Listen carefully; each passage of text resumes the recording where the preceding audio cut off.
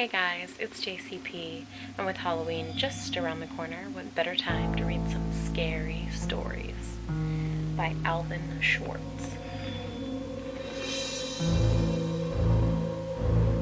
The first one is called The Appointment.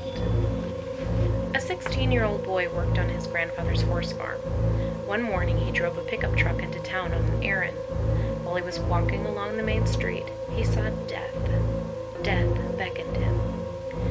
The boy drove back to the farm as fast as he could and told his grandfather what had happened. "Give me the truck," he begged. "I'll go to the city. He'll never find me there." His grandfather gave him the truck, and the boy sped away. After he left, his grandfather went into town looking for Death. When he found him, he asked, "Why would you frighten my grandson that way? He's only 16. He's too young to die." "I'm sorry about that," said Death. "I did not mean to beckon him. But I was surprised to see him here. You see, I have an appointment with him this afternoon in the city."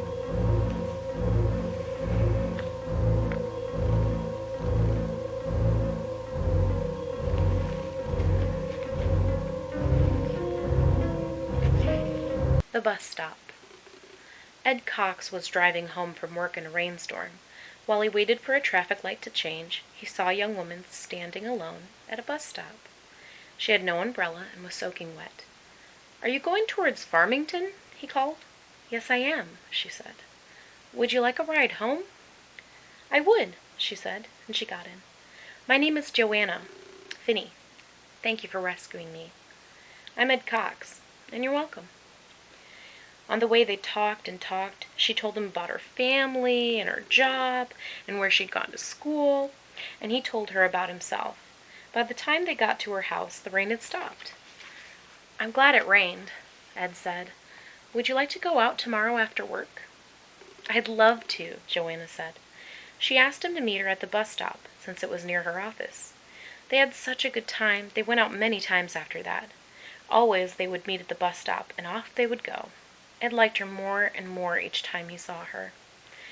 But one night, when they had a date to go out, Joanna did not appear. Ed waited at the bus stop for almost an hour. Maybe something's wrong, he thought, and he drove to her house in Farmington. An older woman came to the door. "I'm Ed Cox," he said. "Maybe Joanna told you about me? I had a date with her tonight. We were supposed to meet at the bus stop near her office, but she didn't show up. Is she all right?"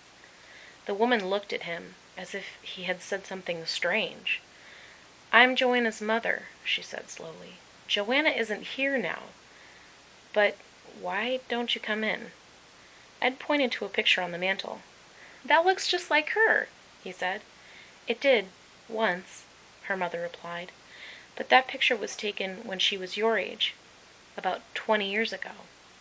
A few days later, she was waiting in the rain at that bus stop. A car hit her, and she was killed."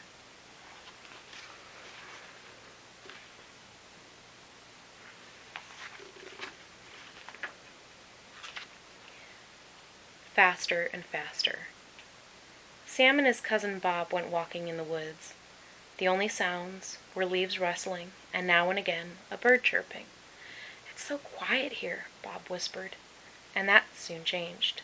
After a few minutes, the two boys started whooping and hollering and chasing one another around. Sam ducked behind a tree. When Bob came by, Sam jumped out at him. Then Bob raced ahead and hid behind a bush. When he looked down, there at his feet was an old drum. "Sam, see what I found! It looks like a tom-tom. I bet it's 100 years old." "Look at the red stains on it," said Sam. "I bet it's somebody's blood. Let's get out of here." But Bob could not resist trying the drum. He sat on the ground and held it between his legs. He beat on it, and with one hand, then the other.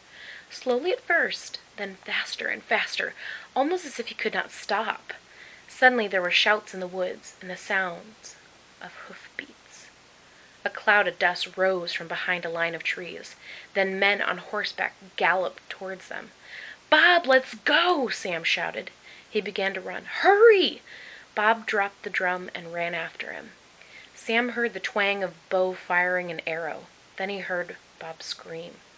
When Sam turned, he saw Bob pitch forward, dead. but there was no arrow in his body, and there was no wound. But when the police searched, there was no men on horseback, and there were no hoof prints, and there was no drum. The only sound were leaves rustling, and now and again a bird chirping. Ooh.